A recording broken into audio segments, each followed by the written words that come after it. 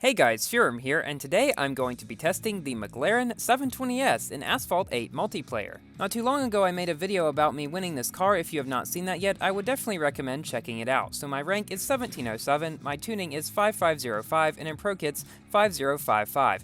I'd originally planned to do only 3 on acceleration, which would give me a rank of 1678.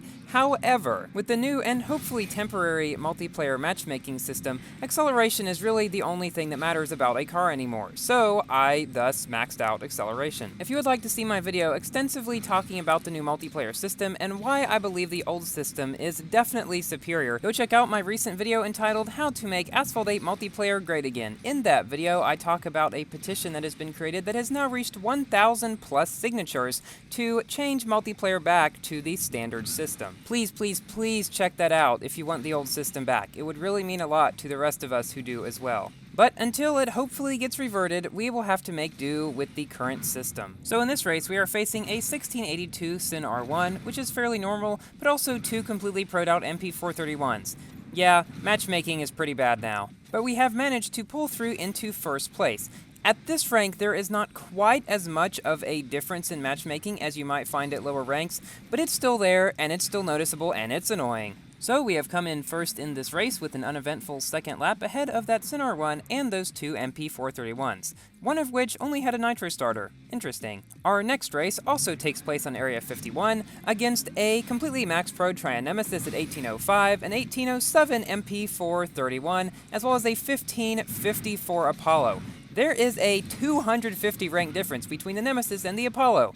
As I said, bad matchmaking. However, this car can cope pretty well with the new system even, given that it has decent acceleration, even better than the Sin R1. It also has very good nitro efficiency, as you can see. Even the triple tapping is extremely good. Its drifting could be better, but isn't too bad. It's manageable around pretty much all turns. And it's tanky, as you can see right there. It also has a decent speed for its rank of 304 to 305 miles per hour, but with this new system, since speed doesn't matter, which again is something completely bonkers about it, that, again, doesn't really matter. It's really bad when the speed of a car is the thing that matters least about it, which honestly is exactly what is happening in this new system. I really hope we get the old one back. So we take a slightly faster route than the Apollo, thus we pull ahead of him, and the Trianemesis is the car that is directly ahead of us. Now, at this point, he is getting a little bit flustered, because this car goes maybe 1 mile per hour faster than the Nemesis, or close to the same speed anyway, and yeah, that's one problem with this car. It also skids. I don't know if you could see it back there, but that's what happened. Now, I have something to admit to you guys that I guess I've been keeping in for a while on my channel.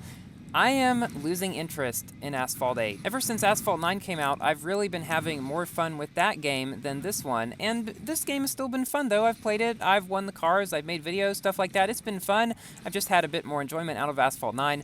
But now, this new multiplayer matchmaking system is really the nail in the coffin for me, and I honestly do not get much enjoyment out of the game anymore. Because you guys know that the main videos on my channel are multiplayer videos, and I've long since considered myself of having the role in the community of finding the best possible multiplayer tunes for all the new cars that have come out.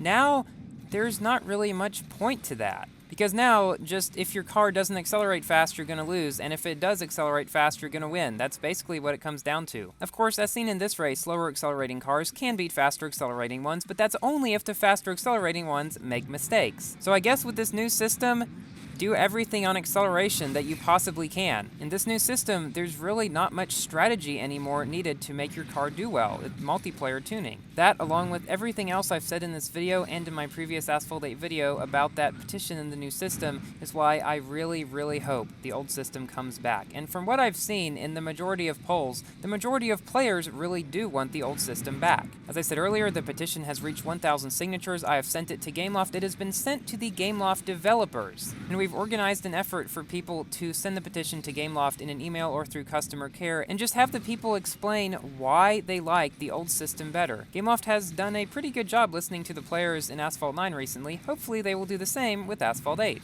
Okay, now that I've gone through pretty much everything I want to say about the multiplayer system and the petition and stuff, let's focus on the races. So with this car's decent drifting, we can get around around this turn without much of a problem. One of the cars wrecked there, and we are coming up upon the car in first place now, which, believe it or not, is a Jaguar XJ220S. I will say that probably one of the only good things about the new system is that more cars now have a chance, but simply that fact does in no way make it a good system overall. So even with some problems earlier in the race, we are still into first place, and I'm trying my hardest to avoid all these trains, which you'd think would be easy by now, but it's still not. At such a high speed, it's still quite difficult to avoid them, especially when they're at different placements on different tracks and different variants, and it's hard to keep it straight where they're all going to be. So this Jaguar, yes, Jaguar of all things, is the guy right behind me again, so we make it around these turns, and I'm thinking, if I can just take the final curve well, we can beat this guy, as well as the Vulcan back there.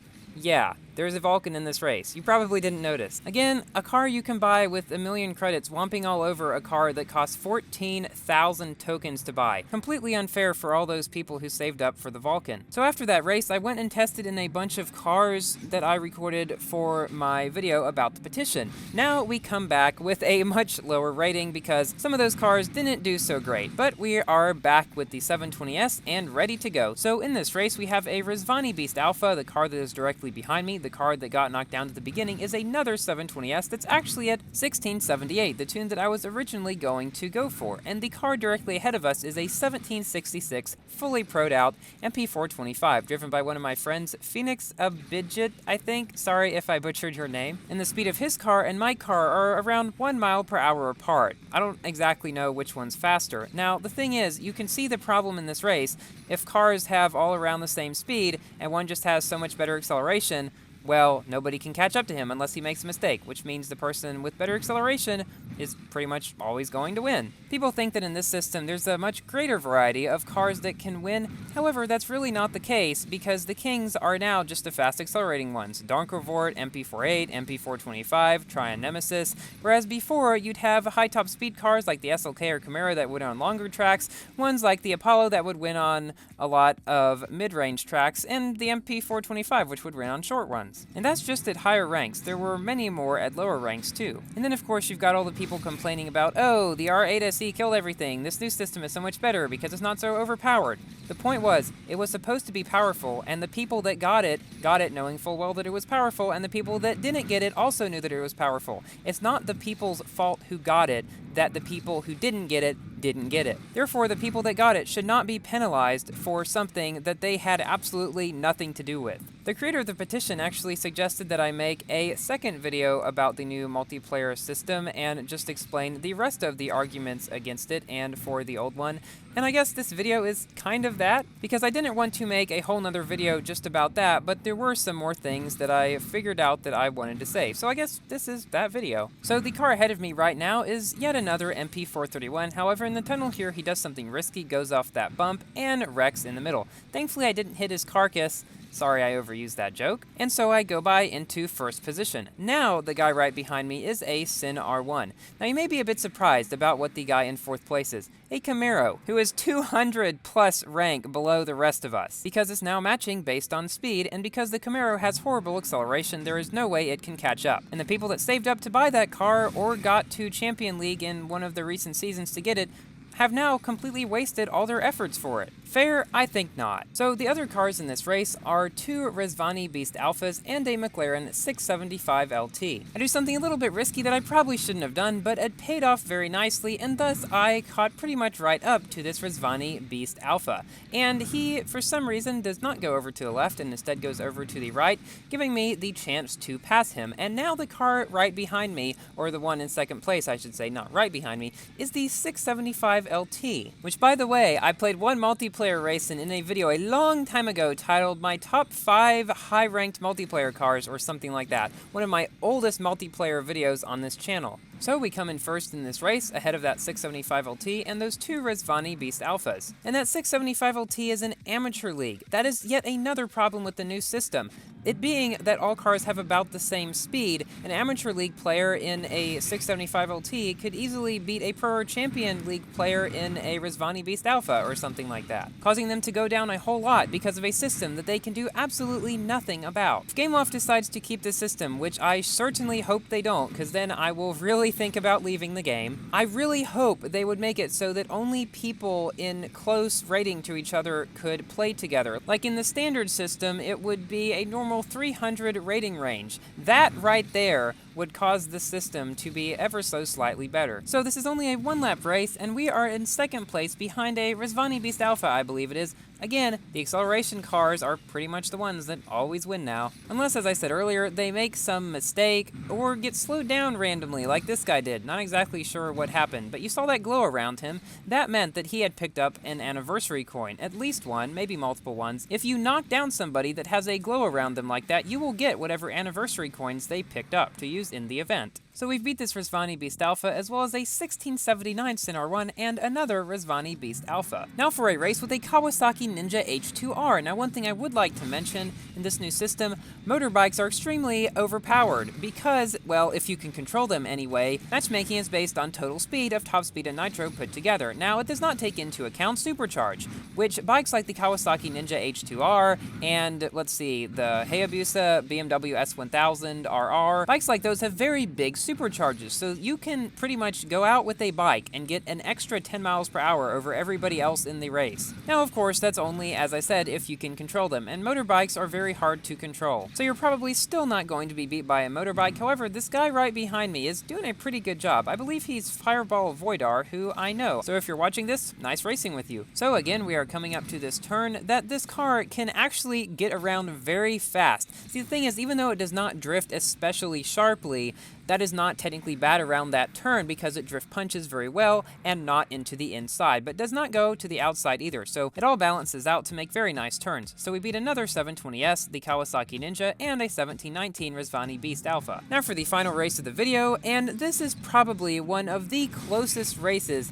I have done in recent memory. So we have a Vulcan who gets knocked down at the beginning. Now that Rezvani Beast Alpha up there is the car that I battle throughout this race. He is at a rank of 1752. The car directly behind me is another Rezvani at a rank of 1741, and the Vulcan who got knocked down at the beginning is a Max Prod Vulcan at 1806.